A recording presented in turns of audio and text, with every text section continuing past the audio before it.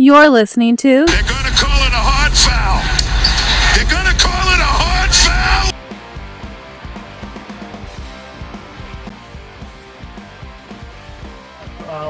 foul. Brought to you by the what, Mike?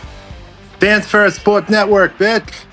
And this is coming to you directly after the Celtics victory over the Orlando Magic in Game 2. A tough, hard-nosed, gritty victory. Mike, what was this final score? I should have it right in front of me. It was like 105 or 109 to 100. 109, 100. And that score kind of encapsulates where the lead was all game. It felt like it was 6-13, somewhere in that range. Every time it looked like the Celtics might be able to pull away. Banchero, Wagner made a big shot and made a big pass, so it led to a big shot. So credit to the Magic for staying in this. But Mike, my opening take here is I thought this was a gritty championship performance. We're going to talk about Jayson Tatum's injury later, but you're without your best player, and you have struggled all season long when he hasn't been on the floor. Especially against good opponents. Earlier in the season against this very same Magic team, you had a Celtics team that dominated the first half and then just got lulled to sleep without Tatum on the floor, and lost the game. And you've seen it when he's come out to start the fourth. You've seen it when he's come out, depending on how Missoula substitutes in the first half. This team has just really struggled.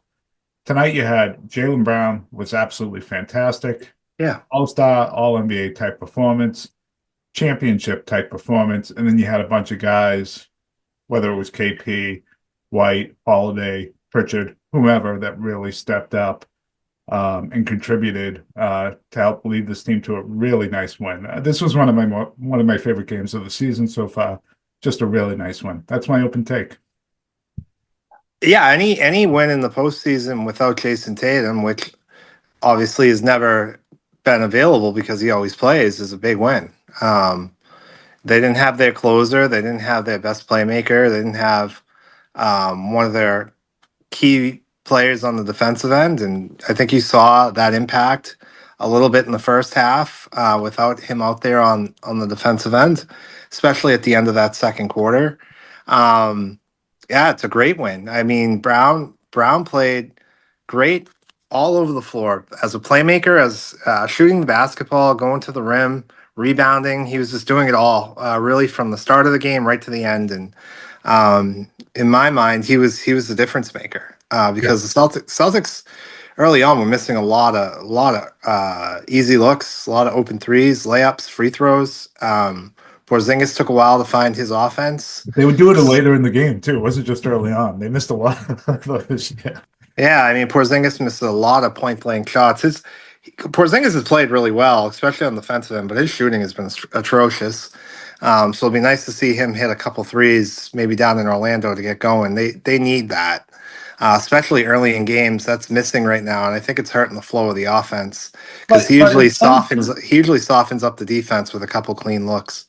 But in some ways, Mike, isn't this better? Like, because those shots can come. The question has always been about his grit and toughness, fairly or unfairly, throughout his career. Yeah, no, definitely. He's shown that, he's been a menace on defense, block steals. He was great on the glass tonight. That was my biggest concern coming in. How are they going to rebound without Tatum? And he was a big reason why they were so good. And I think these first two games, they've definitely been way more locked in the second half than the first half. Their second quarters have been really bad in the series. I think in the first half, you saw a lot of defensive breakdowns with double teaming guys when they didn't have to, leaving shooters open. And I thought in the second half, they picked up the pace of play. They really dictated the pace of play. They dictated the rebounding game where they dominated the glass. And I think, in both games, they really it was a story of two halves. And that's been the difference. They're clearly the better team. Orlando is extremely limited. I mean, Orlando's paying Caldwell Pope over $20 million a year, Jim. And he's had an absolute, really tough series. Quite honestly, he's giving them nothing. They had Wendell Carter giving them something tonight, but they have no spacing because these guys can't hit outside shots, and that's a huge advantage for the Celtics. And one thing I'm taking from the series is I think the defense from Orlando is going to prepare Boston for the rest of the playoffs. I don't think they're going to see a tougher half court matchup taking away the 3-point shot than they're seeing right now. So it's good to see Celtics win different ways as you have to. And being up 2-0 with Tatum hurt, Jim, there's really no better narrative going into Orlando because there's no pressure to play him. If he's not right, sit him. Yeah. I think as soon as he's ready to go, he's going to force his way out there. So we'll see. We're going to talk about that in a minute. But I will say, so you brought up how the Celtics much better in the second half than the first half. And that's absolutely true. And then I think they had 14 threes going into halftime or somewhere around that number. They finished with 37. So obviously shot a lot more threes. Maybe I think the number was a little higher than that in the first half, but still shot. They had 17 attempts. They were 4 for 17 at halftime. So 4 they for shot 17. 23s. So they shot 23s, and it felt more in the flow of things. I think the difference for me in these two games, that first game when the Celtics pulled out that third quarter lead and they went up, I don't know, 9, 10, 11, 12 in game one, I felt like the game was over. I was watching the Celtics play Celtics basketball. They were playing on offense. I didn't feel like Orlando could really do anything to take away what the Celtics wanted to do. It was more if the Celtics were going to make or miss it. Didn't feel that way tonight. No, and then early on they got going really early. We talked about it in the last pod, and a lot of that was because you have Tatum on the floor. It just opens things up when he's on the floor. They needed guys to make plays. They needed guys to make some tough shots. White made a couple really big, tough contested threes In the fourth quarter, yeah. I mean, Brown with hard drives through contact and finishing. Pritchard, that and one play. I mean, you needed guys over and over and over again to just make plays because your best player was out. And they did it. And that's what I mean. It shows like the championship medal. It like when it was nut crunching time, they were right there. And they were able to, they performed and they got it done. And it was a multitude of guys. I mean, Brown was clearly the best, but you had a multitude of guys that were able to step up in different moments and make plays. And I thought that was very good. And I thought the defense, I know, limited offensive team in Orlando. I thought the defense was solid. They executed their game plan. They held them really to one shot most of the time. They guarded Wagner and Banchero one-on-one. They didn't let the other guys beat them. You gotta give him all the credit in the world. He made plays when he had the opportunity. But I just thought it was a well-executed game plan. It looked like a really well-coached team, a team that's, lives for these moments kind of now. And I just was really impressed. I think this bodes well for them, assuming, Tatum can get close to himself. I think this bodes well for them going forward. Yeah, I mean, they're going to need Tatum. But I do too, Jim. And I also think that Orlando's two superstars, I mean, they are really good. Talk about them, yeah. Yeah, they are really good. Wagner's third quarter was really impressive. He was really the one keeping them in the game, and then Banchero in that fourth quarter. I mean, he was taking over on both ends. They were trying to do the rim runs with Luke Cornett, and he was taking that away. Then down the other end, he was making every single play offensively, to the point where I was a little concerned. I think they got it down to 4 or 5 in the fourth, and it was kind of back and forth for a little bit. But they're just surrounded by no talent. They don't seem like they're analytically driven at all in Orlando. And I don't like the over analytics in the game, but I just feel like that franchise forever hasn't used it at all on the offensive end. They're always tough defensively, but they run absolutely no sets on offense. They run no offense. And that's why I feel like if Tatum even is, good to go, but he's still injured, like, I don't know if you need to play him. I think you could sweep the series without him. Yeah, I mean, if there's any chance it could get worse, then I mean, if he can play through it and it doesn't it wouldn't get worse, then I guess it doesn't matter. But yeah, if there's any chance it can get worse, but we say that, but if they go ahead and they squeak out game 3, Orlando, then it's 2-1. With the momentum when Orlando's back, and all of a sudden, you're playing game 4. Whether it's going to come back here an even series or not. So, yeah, it's not happening. I mean, I'd be shocked. I'd be shocked if Orlando wins game 3. the way they play offense, they just the Celtics can have a bad game, and like the goal is to get to 100 points. And Well, if you get to 100 points, like your chances of winning against Orlando are really, really high. the Celtics will be favored and probably should win. Orlando can beat this team without Tatum. And again, Yeah. they can, like, and they could potentially win too without Tatum. So like I don't look, if Brown doesn't have the night he has tonight, if White's not making those threes, Yeah, but White's always making those yeah, threes. but I'm just saying it could be 1-1. And because those two guys, as you brought up, like it's not even like I think the Celtics are playing bad defense against them. They're just making plays. I mean, one of Banchero's threes, I thought Brown, I don't know if he could have covered it any better than he did. And But that's the point, Jim. Like they haven't had a bad game, those two. no, they haven't. They're going to. Maybe. And when that happens, like I just don't like to assume those things in the playoffs because we've seen guys just go nuts, particularly against the Celtics. You know, I think back to Ben Gordon in that Chicago series, like Ben Gordon and Derrick Rose. I'm not sure they had a bad game that whole series.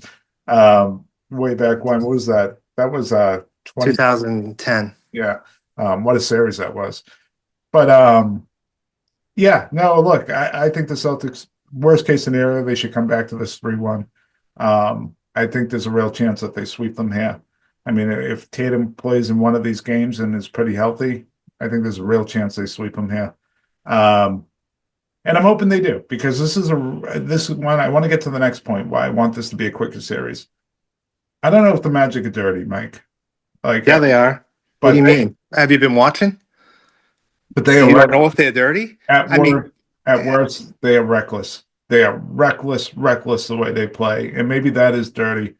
I mean, they're pushing guys on the back on layups. Yeah, intentionally, Jim. I mean, the alley-oop to Luke Cornett in the first half, that's so dangerous what they did to him. And then that was Wagner, who I mean, then the drive by Jaylen Brown to the hoop when they shove him in the back, and then the same thing to KP. It was happening over and over again. They're fucking dirty. They tried to hurt Jayson Tatum, and they were successful. It also happened to Pritchard too on a drive early in the game where I thought he was pushed in the back and then to see the coach complaining about fouls, and it's like, well, what the fuck are you complaining about? This is your guys before the game are talking about how like following is great and the Celtics are soft. We're getting in their heads, like just fucking dumb statements. The Celtics won the championship last year. You really think you are the 7th seed who's never been out of the first round are getting in the Celtics' head? And then number 2, you're following them every single play, and you're bitching and complaining to the refs. It worked. The Celtics had no rhythm because they were going to the free throw line so much. But they came out like it's fucking dirty. So they're dirty. I don't think it worked that well. I mean, the Celtics came out in third quarter with a ton of rhythm. Maybe the Celtics would have been cold in that first half, and they helped them out getting into the line 20 plus times, which is a ridiculous number. I just the difference between the two teams is the Celtics have been very physical, in my opinion. I think the Celtics have matched the physicality, but they don't foul.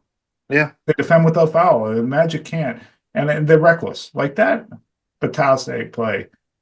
I don't think he meant to. No, he didn't. But he's flailing around like a lunatic. That's why he got the flagrant. That's how they all play. Outside of the only one that doesn't play that way, it looks like is Banchero. Even we're going to spend some time on the KP file, the KCP file from game 1. I want to go back to that in another segment here, but go back to game 1 with Cole Anthony. I thought what he did to Pritchard with the knee to thigh going over the screen. I don't know if you remember that. I do. Was borderline. It's borderline. It's just so much of it. And I know you were saying like be above it, don't react. Like at some point, it's like the fucking Bam Adebayo for a 7-game series with the illegal screens. At some point, you got to fucking do something about it. But it's not affecting their play. I mean, it's not. It's so far it has not been a deterrent to them winning. And unless they injure another guy, Jim. The best way they respond to this is by doing what you're doing. You put them away. You put them away. You don't get into stupid things where somebody gets suspended or you get into a melee. You just put this team away. You're better than them. I guess I'd rather make a statement and see somebody get suspended than Jaylen Brown get hurt at the hoop because Yeah. we didn't do anything to protect our star players. Well, they may do that anyways, even if you do it. I just I don't know. I think you got to react. I mean, you can't allow people to just play dirty and not do anything about it because they're going to continue to do it. I mean, they're actively trying to hurt people. well, I don't think the Celtics are backing down. I think the Celtics. I don't think they're backing very down. physical, and I think they're getting after it. I think you can get yourself into some trouble if you go in that direction. Yeah, I disagree. I think somebody needs to get hit at the rim. Yeah, maybe. I mean, it's dirty. I mean, they're trying to hurt people. That's what they're trying to do. It's no secret. I mean, they're even basically saying it after the game, like what we did to Tatum was good. Are you fucking kidding me? Yeah. Well, let's Like, get it. Let's get what? into that, Mike. But first, We got a break. But first, we got to hear from our sponsors, and then folks that see us on YouTube, you're not gonna get any break at all. But on the pod, you're gonna hear from our sponsors right now. All right, Mike. Let's get right into it. What Get happened? right into it. Thank you game to one. our sponsors. What beautiful sponsors. Let's get right into it. Yeah. What happened Jayson- with KCP game one? Has your perception of because you didn't think it was a flagrant foul originally, but going No, back watching I it did and seeing not. everything, has your perception changed? Yeah. Looked like he was grabbing his wrist and trying to hurt him. Like, I mean, yeah, wherever he was grabbing it looked like he was trying to hurt him. He wasn't making a play for the ball, and our guy's out. So yeah, it was a dirty play, Jim. Yeah, and that's the thing. Like, he didn't go for the ball, and it wasn't a slap down. If you could see this on YouTube, he came over with his arm, he grabbed, and he pushed down. Like, and I get it if that's the 80s, 90s, maybe you shrug your shoulder with that. But the attitude afterwards, Mike, which you kind of mentioned earlier in the pod, and then everything we've seen since with how they want to play, and you know what, I forget what exactly the KCP say. Did it say something like, "I'm not going to change the way I play"? I didn't hear Al's comments or something like that. Yeah. Yep. And then Cole Anthony was saying shit. You know, they all were, and they were basically like, "This is the right way to play," and like blah blah blah. You know, and I think the evidence is right there. The first and second quarter, Jim, it was just one dirty play after another, and in the first half, they were fouling Tatum a little hard in the first game, and yeah, that was dirty. They're a dirty team, and they've been a dirty team for a long time. You talk about Mo Wagner, who's not playing; he's dirty. His brother's always been dirty. This is their reputation. They're dirty. They're a dirty team, and we actually talked about this on the pod a year ago when they had like the back-to-back games of the Garden on that mini playoff series. It was in the middle of the season, and we were talking about the Wagner brothers actually kind of playing, you know, where they toe that line and they go over it quite a bit. Yep. You know, it was satisfying though. Like, if you act like a tough guy in interviews, you make a play like that in game one, you better come out and back it up and play well. No, he played like shit, and he sucked. And Cole Anthony sucked too. They didn't even cover him from the 3-point line. I know, this is a guy that's made a ton of big shots in his career. Like, KCP was, they did him. They're like, okay, shoot it. And they did not even challenge his shots. And I think he was 0 for 8. Yeah. Yeah. I mean, so you in a game, you know, we took out the best player of the game before, and you acted like that was your intent, even though you're trying to say it's not, but your attitude. The crowd got to him. Yeah. Yep. And he sucked. He sucked. Yeah, I have a feeling he's the type of player that'll have home cooking. He'll play well at home. You know, but yeah, they usually do, right? In front of Mickey Mouse and Donald Duck down there in that crazy Orlando Magic fan base. But it was a dirty play. I mean, taking Jayson. I mean, you hate to see it, man. You hate to see. I mean, Tatum's never missed a playoff game. Yep. You know, and we're missing one like this, and it's, I don't know. And the commentary locally on Jayson Tatum always sucked, and I think it's the other part I wanted to bring up today. I think it still sucks. Well, I haven't heard. I've been away. So what has been A lot of Felger, Maz, and Jim Murray hinting at that he's soft, that he was soft when he was on the ground, being hurt. And everybody, the Joe Mazzulla not letting the trainer go out and telling Tatum to stay down, whatever that was with Mazzulla and Tatum is between them. But like they played that up big time. And then like Tatum's mom going back to the locker room, and like that's an excuse for them to like just rip on this guy some more. As a soft player, and it's fucking weird. It's bizarre. It's bizarre, bizarre, bizarre. How much they've hated this kid forever. He stayed in the game. He played well. Finished out game one. So the talk was more about him than the actual play, and like Yeah, they of didn't. course. They probably thought it was His deep mom, off, how but soft the league is. yeah, Which is just hints at how soft he is, and like he hasn't missed a playoff game his entire career. yeah. What the fuck are people talking about? Um, yeah, it's Well, they're the same bunch, Mike, that called KG soft. they Kevin call Garnett. KG. They When? called Kevin Garnett soft when he hurt his knee and he missed the playoffs. And if he could play through it, it's just a pain management thing. They kept saying, not really tough. It's that league. That was Felger for that. That really that's when I stopped listening. Like the insanity of how you can number one, you can get in someone's body and know how they feel. Number two, with a guy like a reputation like KG's had at that point since he's come into the league, as just a lunatic and will do anything to win. All of a sudden, he's going to sit out the playoffs by choice. And then the same thing with Tatum. Hasn't missed games, does whatever he can to play in games in February and March. You don't think he's going to be out there today if he could be? Like, you think he's faking it? Give me an example of when he's faked it. Well, It that's the thing. doesn't Like exist. they ripped on him for like 2 days, and then today like didn't even talk about it. Yeah, Oh, he's really injured, so we're not even going to address it. They just yeah. It's. I guess it's what you get paid to do. Is to have these bombastic opinions, and it's so you goddamn dumb down predictable though, the. because Yeah. they're probably going to make fun of the KP stuff. Like, oh, the green team is overreacting, and he's soft, and well, this is such like not a big deal that he came back in the game. Hockey players do it all the time. Okay, I don't care what they say. It's so predictable. KP is so much fun. He is. The dude is so much fun. Like, yeah, I love the way he comes into the arena. I love how he starts laughing after he's bleeding and pumps his hands up to the crowd. I love that he's laughing when he comes back in and his blood like down the back of his head. Um, he is, gosh, I just hope, God damn it, I hope he can stay healthy through this run because he like in a lot of other ways, he's perfect Celtic. He embraces his shit. He plays hard. Embraces the crowd, all that stuff, and he's so goddamn good. So hopefully he can play through it. I thought tonight was great. I thought that was awesome.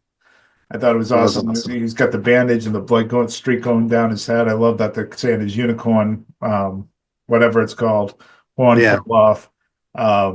It was great. And this is like the second time in what, 3 weeks he's had like 5+ stitches. Yeah, he had it on his nose. um, excuse me, Jim. I'm starting to sound like RFK Jr. Yeah, he had it on his nose. Oh man, Jimmy Butler might have just got seriously injured, like real bad play. Sorry, I got my For TV sure. on there. Yeah. Um, oh, that was violent. Yeah, that was an awesome moment for KP. And this again, just to reiterate, this is a tough, gritty win for the Celtics. To win a playoff game against a team that defends like Orlando without Jayson Tatum, not have that playmaking. Guys really stepped up all over the floor. And I look forward to game 3, Jim. Do you think your prediction is Jayson Tatum going to play? What do you think is going to happen Yeah, Friday I night? think he'll be back. One of these 2 games, he'll be back. All right. Anything else that you want to cover on the pod tonight? From this game, I can't think of anything. I think we're good. Anything from around the league or anything else, Mike, before we say goodbye to the... Yeah, just a tough, gritty win by Detroit the other night. They're the type of team that I was really nervous for them that they were going to blow it again in the fourth quarter as a young team. Cade Cunningham really showed out, and that might be our best series, the Denver LA series, and that Detroit New York series. We could get a nice 7-game series there. Sounds good, Mike. I guess I do want to close with something, and I'm going to tell everyone right now, this isn't going to be basketball related. I'm going to just switch quickly to world events, and I have a platform. Hey, you want to talk about the death to America? I want to use it, and I'm not going to get into hyperbole here. I'm just going to shoot you straight on what I think. You have a situation right now in this country where you have a president and administration authorizing arrest by force of immigrants in this country, and then sending them off to a foreign nation, to one of the worst prisons in the world, without any type of due process. I have no idea what type of people these people are that they're rounding up and arresting and sending away. I don't care. In America, you get due process. In America, you have a right to go in front of the judge and state your case. And the same administration right now is taking the right of toddlers to have lawyers at their hearings.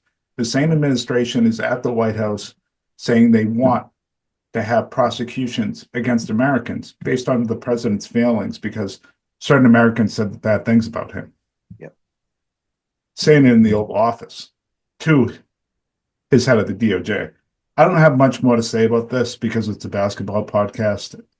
But I'll just tell you right now that no matter what side of the aisle that you're on, if you have hardline immigration views, that's fine. The president actually has a lot of authorization legally to do things in immigration, things I may not like, but his legal rights, he has to do them more in the executive branch than anywhere else.